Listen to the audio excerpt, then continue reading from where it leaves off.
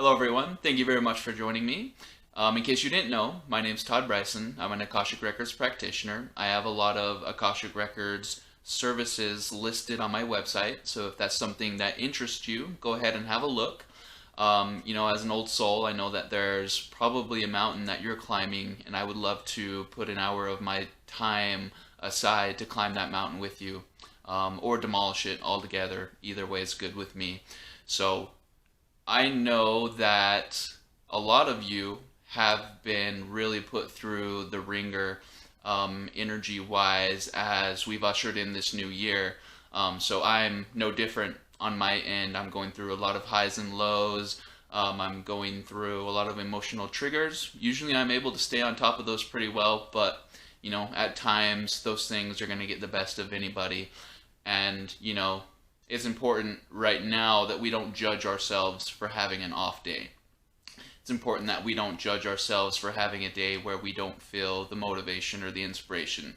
Because what happens when we judge ourselves is that one day turns into 2 days and 2 days turns into 3 days. So whatever you're feeling, study yourself from an outside looking in perspective and keep your head up until these ascension symptoms pass. So this is a video that I've waited a while to make, and these are the downloads that I love to get because it's in the area that I'm most interested in. And I want to let you know that 2022 carries with it the most potential to have some sort of contact experience with your cosmic selves than at any point in the planetary history. So that is because there's more light on the planet than there has been in a very long time. And if you're looking at the surface level, you'll see what's going on, and it'll look like a lot of darkness, but I can promise you that there's a heck of a lot more light right now than there is darkness. So the only thing is that the darkness is much louder and gets more attention. So if you are taking what humanity's going through at face value and you're not peeling back the layers off of that, it's going to be confusing because it's important as old souls. It's kind of our job actually to search for alternate perspectives or to reclaim our outside looking in perspective, which is something that's desperately needed on the planet right now. So I know that a lot of what gets you up in the morning and a lot of what is propelling you forward on your path as an old soul is the potential to communicate and have that first contact experience with your cosmic selves. And I should let you know right now that if you're listening to this video, you're destined to do that. And it's really hard to teach someone how to do that because the way that it unfolds for you is likely going to be completely unique and authentic to the you that experiences it. So it's not going to happen for you quite in the way that it happens for someone else.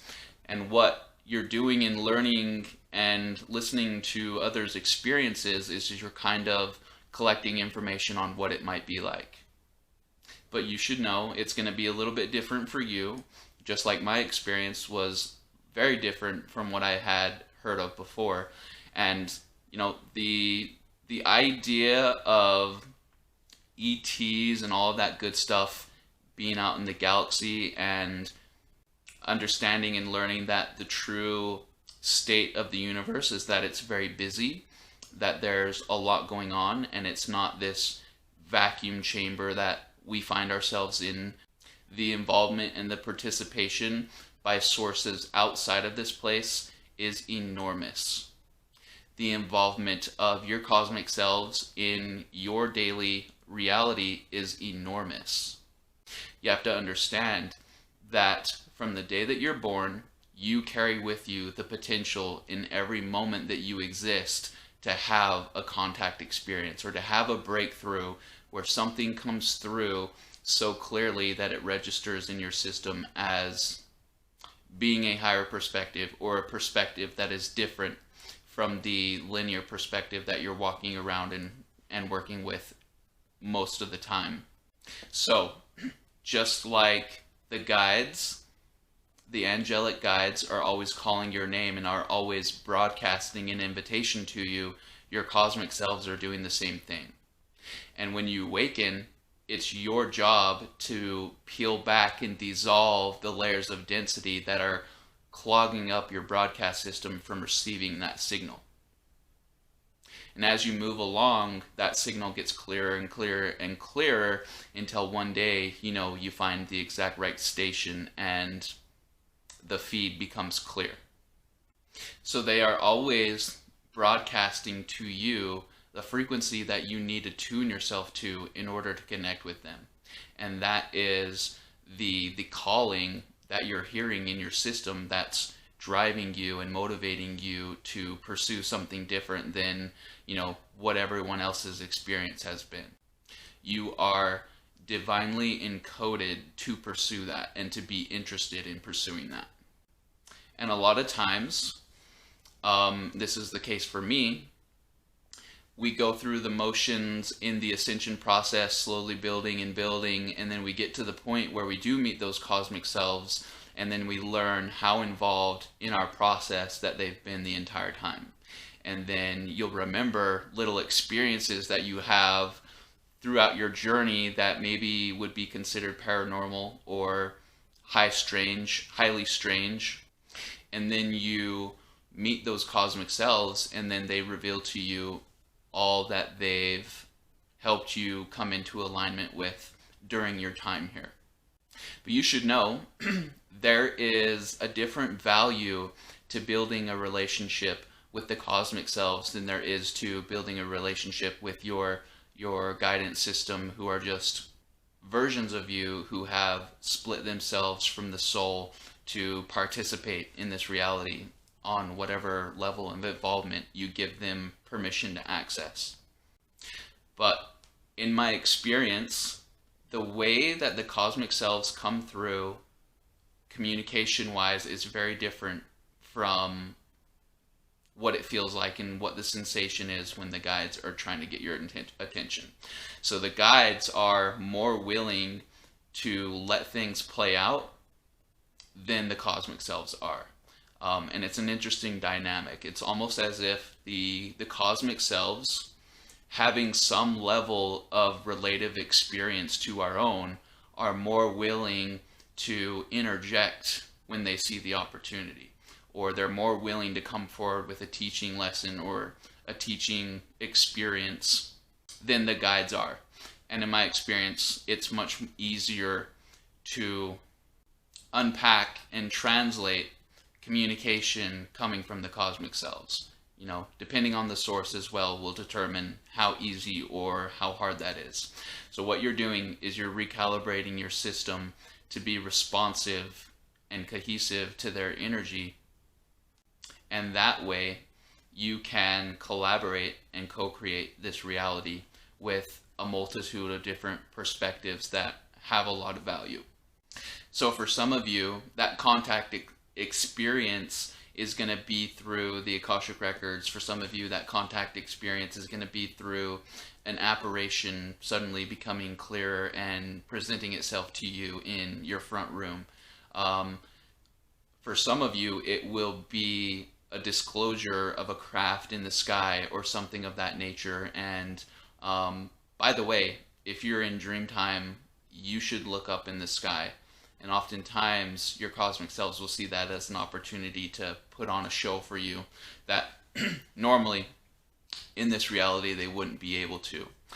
But you should know that zero of these contact methods are going to involve the government and their acceptance or denial of what you can do and what you're capable of, and what is out there for you to experience.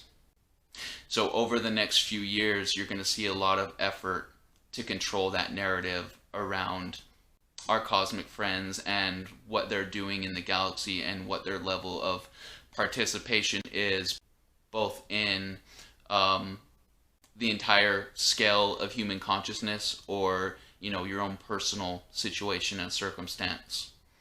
So the cosmic selves carry with them a very different, unique perspective based on what their experience is and, where they are.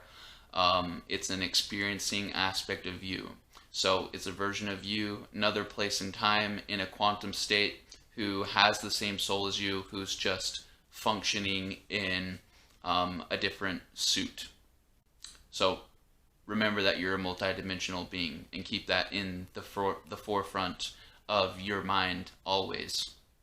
So what do the cosmic selves need? What can we do on our end to make it easier for them to come through for us and to make themselves noticeable and have an interaction or an exchange with them of some kind? You should know that although the perspective that they have and the advice that they have is often very different from the guides you're walking around with, they do have one thing in common, and that is unwavering, undeniable patience. And in most cases, when it comes to breaking down the veil of illusion and entering the fold in a creator's reality, that's something that they normally only have one shot at to get right. If there's any level of fear, if there's any potential that exists that they will come forward and cause you to be afraid, they won't do it. So, even if that fear is only momentary, it's enough to make it so that they can't manifest in this reality or hold that manifestation in this reality. So that's why they require you energetically to meet them halfway, vibrationally to meet them halfway. It's much more comfortable for all parties involved, and they know that your vibration doesn't lie. So if you're in a vibratory state that allows for that interaction, that allows for that contact to be made, they'll know that it's appropriate to do it. So you should know that they are at all times gauging that potential, and sometimes they're like, "Whoa, okay, we almost did it. We almost did it. They're almost ready. So you got to know that they're as excited about the potential as you are, and literally nothing is more exciting and fulfilling to them than breaking down those walls and revealing the true reality and the true version of you. So you should know in 2022, the potential for contact has never been higher. The energy on the planet has never been this complementary and supportive of manifesting that experience. And at this point, a lot of you vibrationally are as close as you have ever been. So where is it going to happen? It's going to happen in your front room with you sitting there with the lights off. Is it going to happen in the sky in your backyard? Is it going to happen in dream time? Are you going to awaken and acknowledge the fact that those cosmic selves never leave your side at any point? You should understand that you are their mission. You are their project. You are their brother or sister and family.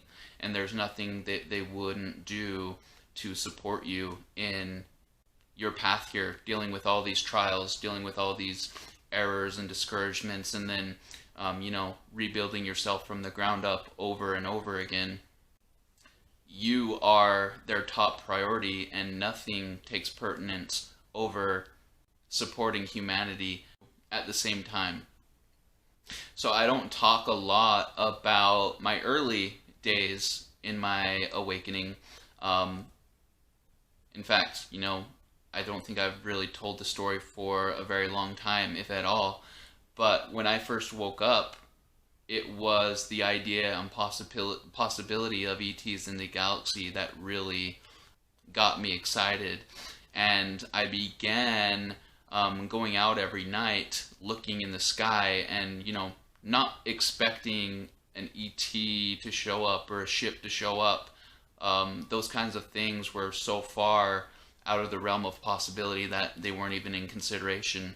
So what I did, I just went out and contemplated what a busy, full of life galaxy and universe would be like, and what those cosmic beings are really doing out there, and why Earth seemed to be in a lot of ways isolated from that. In doing that, I learned that that was the perfect approach to take to have or to manifest some kind of profound, earth-shaking experience with those cosmic selves. So my wife and I were out laying on the grass, studying and stargazing, looking at the universe and contemplating existence and all that good stuff. And what we didn't know is that we were unintentionally creating a perfect vibrational sweet spot for those cosmic selves to present themselves to us in a very grand fashion. So we had a light ship manifest itself and approach us, and then it split itself into 4 different craft, and then flew away at a mind-bending speed. So the first initial experience that really shook our reality to the core was one that left zero doubt that we were experiencing something profound or something otherworldly. And it's likely that your cosmic selves are looking for an opportunity to create a ground-shaking experience like that. Like I said, they normally have one shot where everything builds up and everything comes into alignment, and then they're going to take advantage of that. Otherwise, they might have to wait a little while. But when it happens, it's going to be an experience that leaves zero doubt that you just had the breakthrough that your intuition has been promising you this entire time. And whatever else comes from that will only be positive, loving, and in alignment with the true, magnificent version of you. So keep in mind that if you are waking up every day checking the news to see if ET disclosure has happened through the media and the government, you're doing it wrong. You have the authority to attract that experience into your reality. You have a team of cosmic selves who are ready, willing, and able and looking forward to fulfilling that. You have Akashic experience that you're drawing on from having done it before that is also propelling you into that. And you happen to exist at a place in time on the planet that is perfect for manifesting that potential into being. So as excited as you are about that potential, you should know that on the other side of things, your cosmic selves are just as excited and just as dedicated to making that happen as you are. So begin the process of communicating with them, even if you feel like it's one way, in finding out what you can do to fast track that experience, which you are fully within your right and within your authority to do so. Anyway, some things I wanted to bring to your attention, and I am lucky and blessed to provide any bit of wisdom that can benefit you on your path here, and I will see you guys in the future.